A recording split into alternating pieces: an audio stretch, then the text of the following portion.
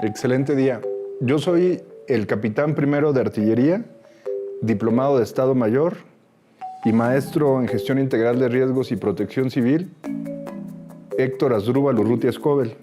En mi grado del ejército estoy ahorita en situación de retiro. Bueno, yo ingresé al Heroico Colegio Militar a los 15 años. Soy parte de la antigüedad de 1988 a 1992. Estudié, mi especialidad o mi arma es artillería. Es muy interesante para una persona del Estado de México haber ingresado al Heroico Colegio Militar porque es un sistema de vida completamente diferente a lo que uno está acostumbrado. Y la edad en la que yo ingresé al Heroico Colegio Militar es muy importante porque precisamente es una escuela de formación. Entonces te enseñan valores, te enseñan virtudes, te enseñan el trabajo en equipo, te enseñan cómo interactuar con tus compañeros, pero sobre todo también lo que es una organización, donde hay una persona que tiene el mando de todas las actividades en el ejército, a los diferentes niveles que existen, pero hay subordinados a él. Y cómo interactúan todos para poder cumplir una misión o una tarea que les es encomendada.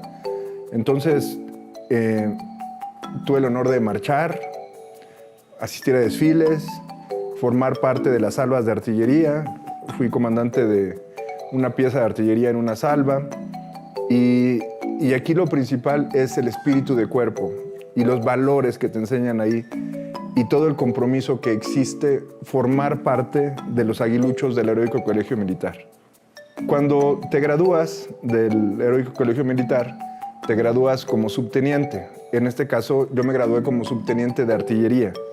Y la primera unidad donde presté servicios fue el 7º Regimiento de Artillería, que en ese momento se encontraba en la ciudad de Toluca, en el Estado de México.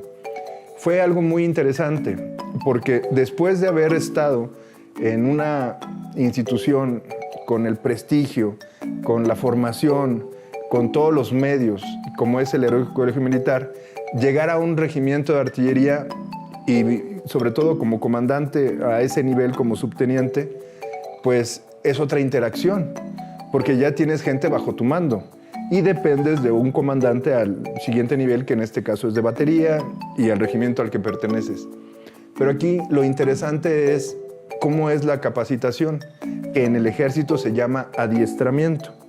Entonces, desde el colegio militar aprendes, pero en un concepto educativo, pero también en toda la parte operativa, en toda la parte orgánica, en el adiestramiento. Mientras estás recibiendo materias teóricas, como cualquier escuela en el bachillerato, ya en la operación formas parte de una unidad, tienes un número orgánico y formas parte de todo ese escalafón que es el ejército mexicano.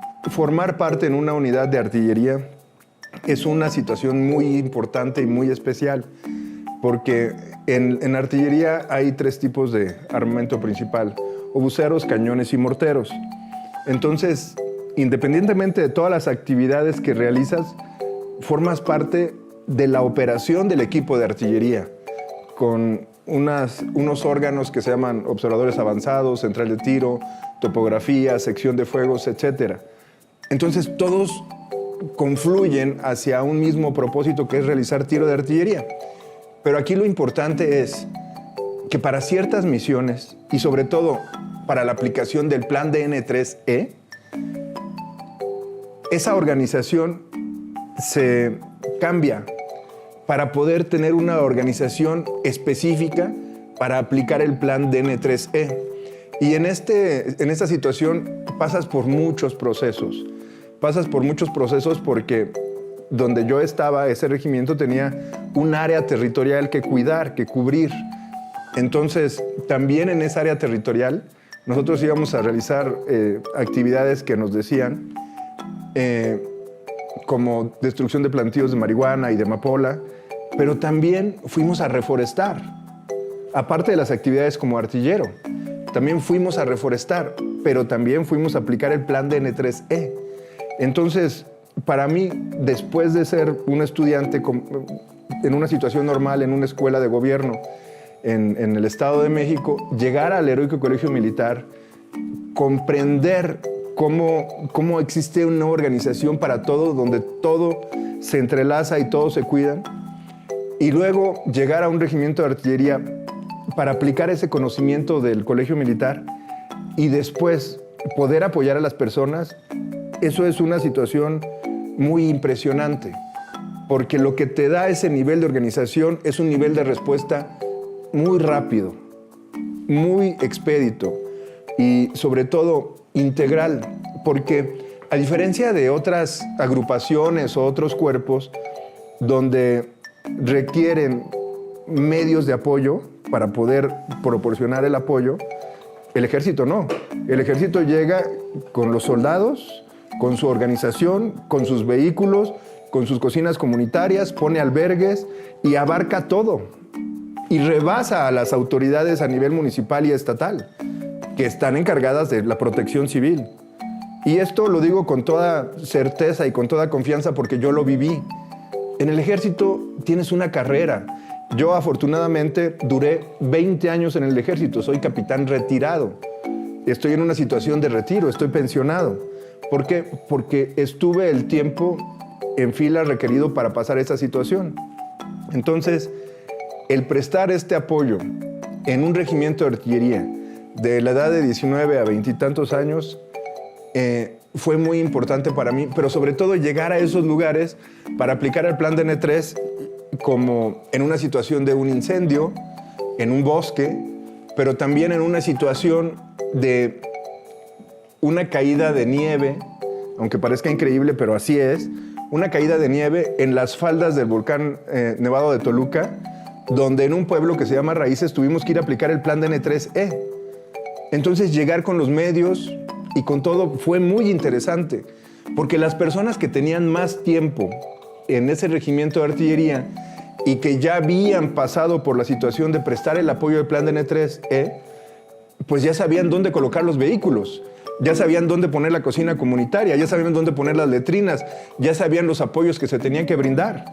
Y a mí me tocó ver que las autoridades a nivel municipal, y también fueron estatales, pero a nivel municipal no conocían eso.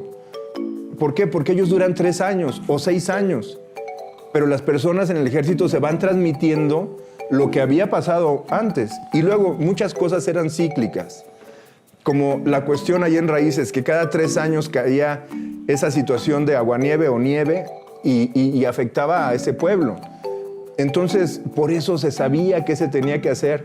Se hacía la transmisión de la información, tanto en partes, en documentos, pero también seguían las personas ahí. Nos íbamos los oficiales, nos íbamos las personas que estamos nada más cierto tiempo en las unidades, pero las personas de tropa que duraban más tiempo, pues conocían todo eso. Y aquí lo más importante es que si a ese nivel en el que estábamos nosotros, del regimiento de artillería, por alguna situación se requería un apoyo extra, las personas que llegaban en una situación de apoyo. O sea, si se pedía a otro batallón el apoyo, llegaban y se subordinaban al que estaba ahí. Y entonces se convertía en un apoyo adicional, que no pasa con las autoridades de protección civil. Por eso esto es muy importante. Y podrán pensar que no sé de lo que hablo, pero en toda esta serie de entrevistas van a ver que sé de lo que hablo perfectamente. Y muchas personas de autoridades de protección civil me podrán decir, no, pero sí lo hacemos. Sí, yo les estoy hablando de 1992, 93, 94 y 95 que estuve ahí. Y en ese momento no se hacía así. Es diferente porque yo quiero que tú te imagines que en una comunidad pequeña, un poco más que una ranchería, porque no son ni colonias ni nada, era una ranchería, pero con una cantidad de personas que requerían el apoyo. Entonces, en ese lugar de Raíces, en ese momento, yo calculo que había 70 personas viviendo ahí. Pero necesitaban un apoyo inmediato. Entonces, pero aparte está la situación histórica. La situación histórica de que se hacen recorridos, se ven las condiciones atmosféricas, se ve toda la situación y hay información al respecto. Entonces, hasta lo preveíamos desde antes. Puede pasar esto en este año, por esas situaciones cíclicas, que ahora con todos los fenómenos o los cambios que hay en los fenómenos perturbadores, pues ya cambia eso, ¿no? Pero en ese momento no. En ese momento lo que les digo se cumplió. Cada 3 años pasaba eso. Entonces, imagínate que llegue una autoridad de protección civil municipal en el que ni siquiera iba el director, porque no existían directores en ese momento. Existían áreas de protección civil, pero sin medios, sin recursos. Y muchas veces nada más iban a tomar nota de todas las situaciones. Y entonces, a partir de ese momento, empezaba su ejercicio para querer pedir los apoyos. Pero el ejército, llegábamos en 5 Hummers o llegaban 3 vehículos DINA y todos con personal. Pero aparte llegaba la cocina comunitaria ahí con nosotros. ¿Por qué? Porque así le das una continuidad. No estás trabajando y te vas a ver a comer a otro lado y regresas. No, ya llegas para quedarte. Pero sobre todo, ya saben qué se va a hacer.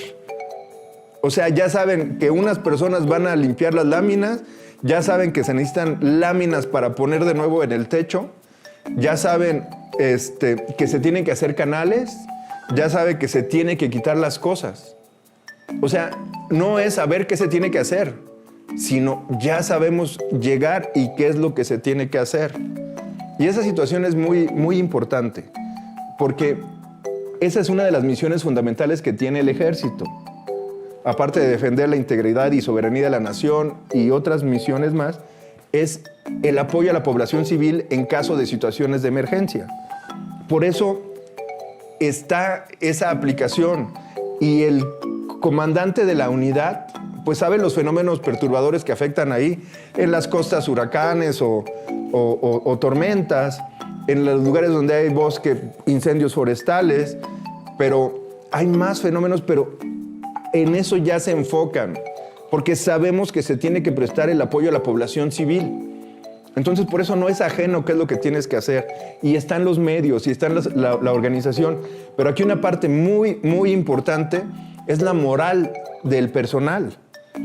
Porque una persona del ejército sabe que si es lunes, domingo, martes, no importa el día y no importa la hora, se tiene que organizar, tiene que pasar lista ahí, se revisa el equipo, se revisa todo el implemento que se tiene que llevar, las herramientas, hacha, pico, pala, etcétera, lo que se tiene que llevar, y ya sabe que puede estar allá 3, 5, 7 días y no importa. ¿Por qué? Porque ya saben dónde poner sus bivacs, ya saben dónde instalarse, que sea ajeno al espacio donde se tiene que prestar el apoyo, para que no se conviertan también en una persona damnificada. Entonces, todo eso está perfectamente organizado. ¿Y qué cuerpo de rescate tiene eso? Nadie. ¿Y qué autoridad de protección civil? Nadie. Y lo conozco porque he sido autoridad de protección civil. Creo que aquí lo importante es qué siente la gente cuando uno llega a prestar el apoyo. No es lo mismo que lleguen 5 personas en una camioneta, nada más a ver qué es lo que está pasando, a que lleguen 3 o 5 vehículos del ejército. O sea, una sección con 3 vehículos, u otra sección con 3 vehículos, u otra sección con 3 vehículos, y que sea una compañía, una batería o un escuadrón. La gente se siente apoyada, se siente cobijada, con gente que conoce del tema y que sabe qué es lo que tiene que hacer. ¿Ah? Y entonces se da esa situación tan grande que es población, ejército, y se vincula. Y pasa en el ejército mexicano, claro, pero pasa en todos los ejércitos del mundo. En todos lo que buscan es cuidar a su población civil. Entonces, ¿qué siente la gente? Se siente contenta. ¿Qué siente la gente? Se siente segura. Ahora, ¿cuál es lo importante? Que yo lo sentí. Que yo sentí también esa parte, y ahí fue mi primer acercamiento a la protección civil. Cuando dije, vengo a realizar actividades de protección civil, siendo miembro de las Fuerzas Armadas del Ejército Mexicano.